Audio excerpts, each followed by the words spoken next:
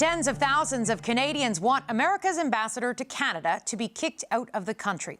A petition to the House of Commons calls on the government to expel U.S. Ambassador Pete Hoekstra.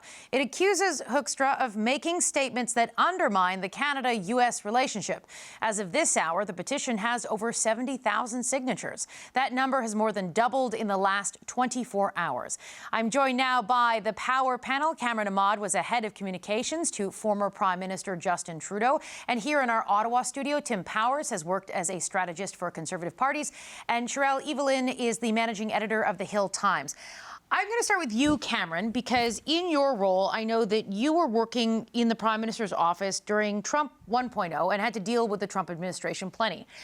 What does something like this, what message does it send to the Trump administration? And at a time of, trade talks, really intense trade talks, does this do anything to help? Well, the question is, does it even make it to their radar? I think that's questionable whether or not they'll notice. They've got a lot of other things going on. I will jump in and say one thing. It was put to the embassy here in Ottawa, and they're like, we are aware of the petition and we are not offering comment. So with that context, Cameron. Yes. I think there's two questions here, right? One is, do Canadians have the right and are they entitled to express their frustration, their anger at the administration and specifically at the ambassador for the way that he embodies everything the president says? And what is the right move for the government and how do they handle this? And so, of course, Canadians, this is our democratic right. This is how we express ourselves politically. One of the ways is through a petition or by demanding that the ambassador be PNG'd because he's saying things that are frankly offensive to millions of people here. But the way the government handles it is differently, and I think they have to. This is sort of the balance that they have to find, which they have so far, and which is, similar to what Prime Minister Trudeau had to do every single time that an offensive statement was hurled towards us or the president had an outburst. It was to recognize that Canadians feel a certain way, channel those feelings as much as possible, but still maintain that steady, strong leadership, and recognize that we are in crunch time right now, that our negotiators and the Prime Minister himself are dealing with the most important thing on their plate, which is our trading relationship with the United States. And so that's the balance that they're walking, and I think that they're maintaining quite well. Tim. Well, Katie, it's really your fault because we're apparently nasty Canadians, and I think they clearly got that from you and Paul Hunter and everybody who asked questions in the White House. So thanks a lot. Look, this is interesting in a couple of ways. The petition, I believe, originated with Elizabeth May. Elizabeth May, of course, has some roots herself in the United States. Elizabeth May has always stood her ground on many different issues, and there will be a lot of Canadians that agree with her. It may help, invigorate some of the energy in the Green Party at the moment, so there's some political utility to that. If anything, it probably reinforces Pete Hoekstra's value with President Trump, because I'm sure President Trump would prefer to have somebody representing him who has a tougher, more pointed edge that is reflective of his own right now.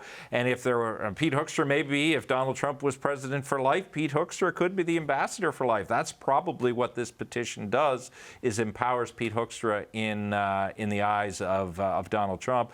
I doubt the Carney government, as for the reasons Cam has talked about, are going to take the bait here.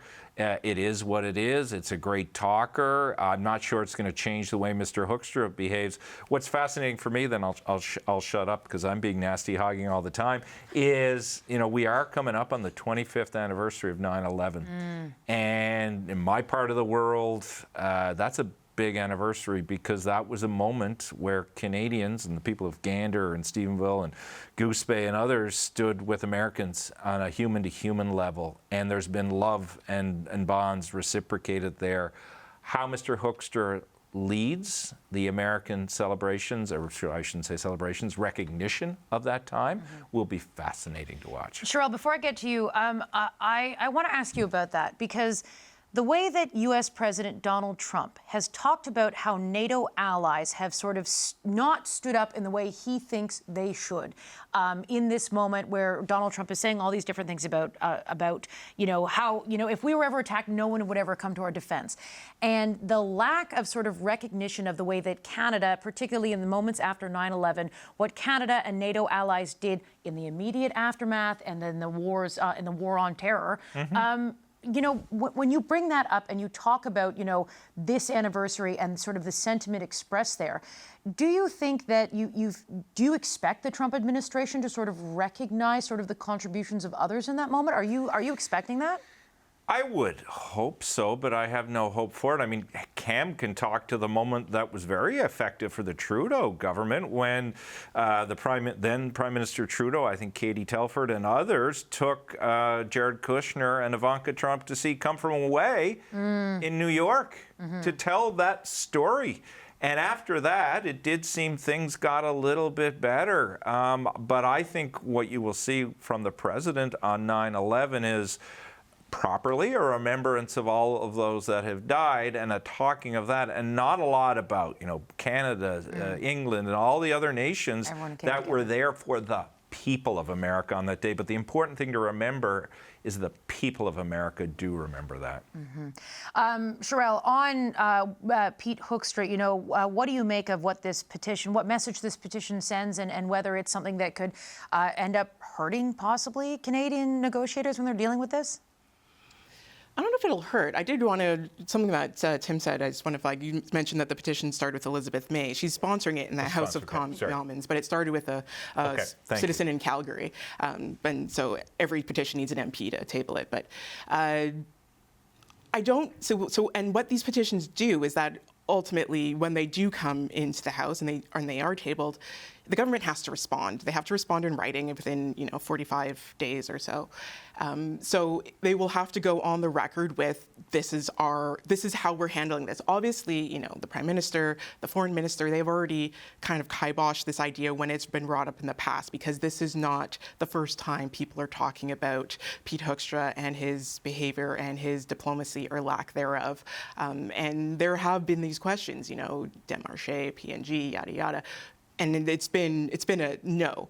But what we are hearing now is that, the negotiators who are in Washington, Janice Charette, she's telling her counterpart, she's telling the people across the table that if things go ahead this week in terms of new tariffs, the people of Canada are restive. They are not going to be happy. They are looking to retaliate. And this is just another proof point of to say, hey, look, here is tangible evidence of that in the sense of, and when I looked a couple hours ago, almost 72,000 people who have put their names to something to say, we are not happy with this administration. And I don't know if going forward, people are going to take in or acknowledge or recognize how Canadians are actually feeling, south of the border. Yes, I do agree with Tim that there are obviously the people is different from the government, but at this point, from what we've seen from the government, they don't particularly care about how Canadians feel. The ambassador said he can't understand why people are so riled up about all of this. And in the past, and I believe someone may have to correct me, I believe it was not that long ago, in talking about the contributions in Afghanistan, et cetera, they basically said nobody else was there with us, and everybody had to kind of slowly creep in and be like, actually the Canadians and the British. And Donald Trump has it's been a repeated talking point when Donald Trump talks about sort of the challenges of NATO. And Donald Trump was making a very valid point when he talked about how all of these members are not meeting their defense spending targets. In Canada, for a very long time, I know there's a proposal now to meet those targets, but until Donald Trump made all these threats around NATO, these countries weren't motivated to contribute and invest in the ways that, the alliance is supposed to function. But at the same time, so much of what Donald Trump, when he was making his arguments about people not paying, he would talk about how, if we were attacked, no one's going to stand up for us, or no one's going to come to our aid. And of course, for the Canadian story, and the more than 150 people who died in Afghanistan, and you talk about the people of Newfoundland and Labrador who opened their homes and made sure that in the immediate aftermath of 9/11, that's something that really sort of sticks in that. But Tim, you made a point when you were talking about how okay, the Prime Minister, Justin Trudeau, and Katie Telford and other people in that circle and that PMO, Cameron, during your time when you were serving the Prime Minister, you had a person like Jared Kushner, who was close with the president, who was open to the Canadian sort of story and Canadian argument about why the relationship is important. Based on everything you're seeing and everything you're hearing, is there anything like that that exists within the Trump administration now that Canada can rely on? Yeah, you're exactly right. I mean, there's the public back and forth that plays out every single day. There's the comments, there's the petition, there's Canadians showing their patriotism, there's the politicians in their statements, and then there's the back channels and the negotiating that's happening. And there are multiple streams of those conversations happening, often at once. But there are some key relationships that really make a huge difference.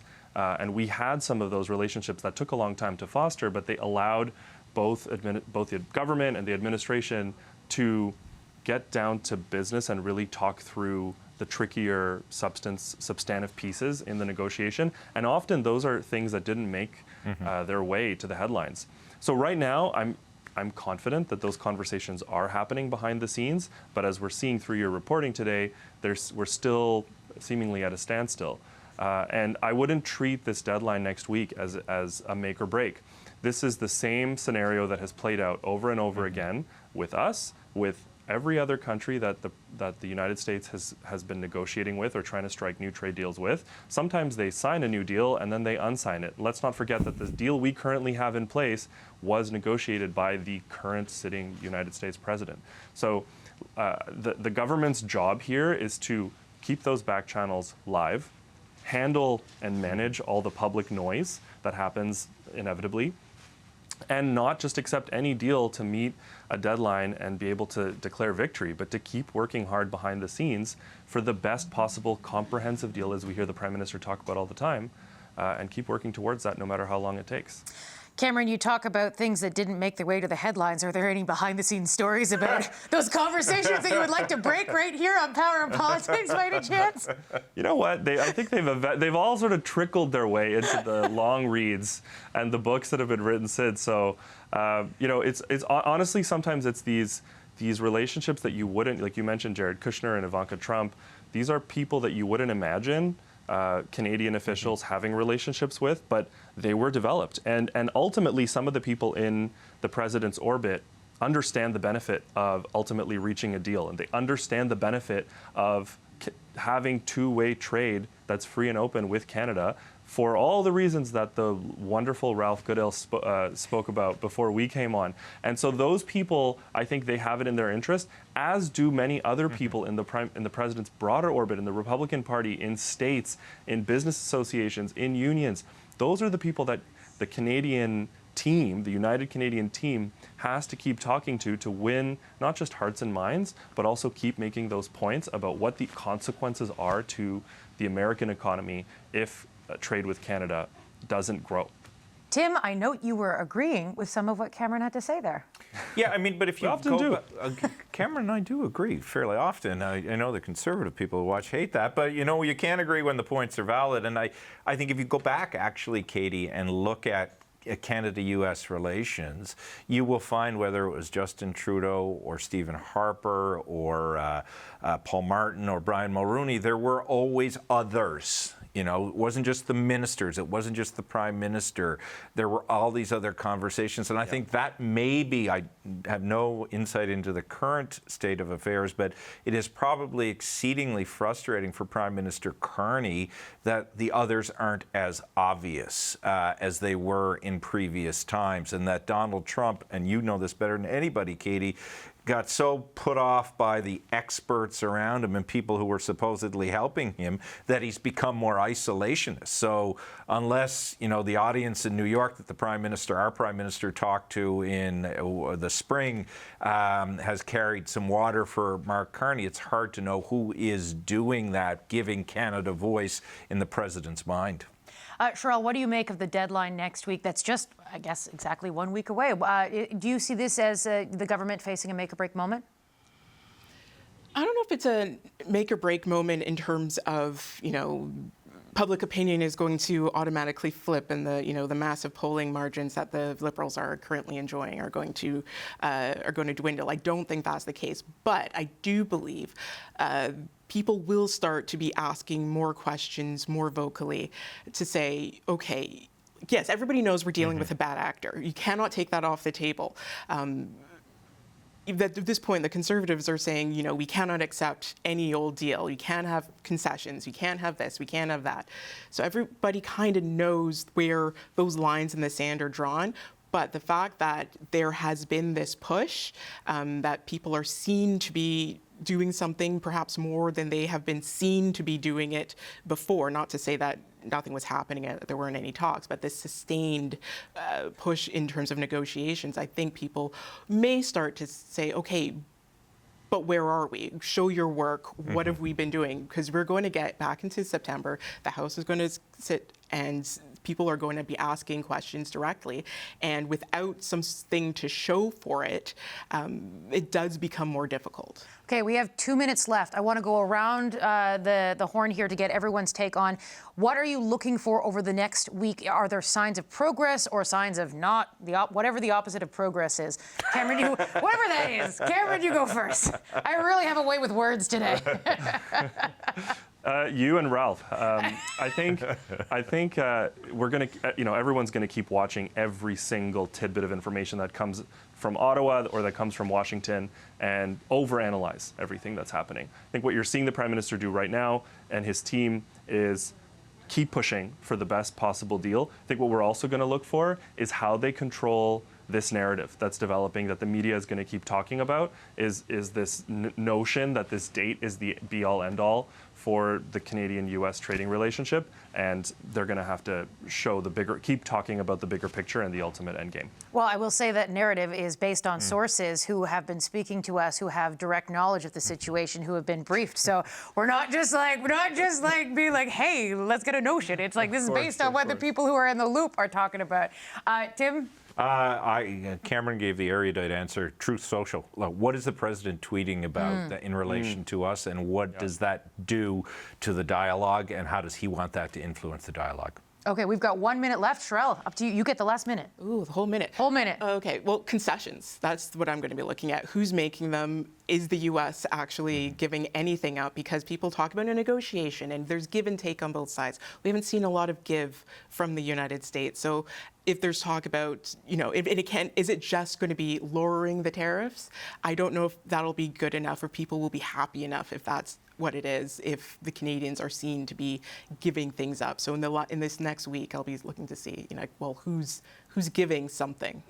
Yeah, I think the conversation around concessions, and then if this moment comes, sources last week described it to us as sort of like a make or break moment, or sort of like some of the language that was going around then and going around today was cliff. It's a cliff sort of moment, because Canadians are mad, and the chance that the political space or the political capital when it comes to continuing on with negotiations will be a difficult moment.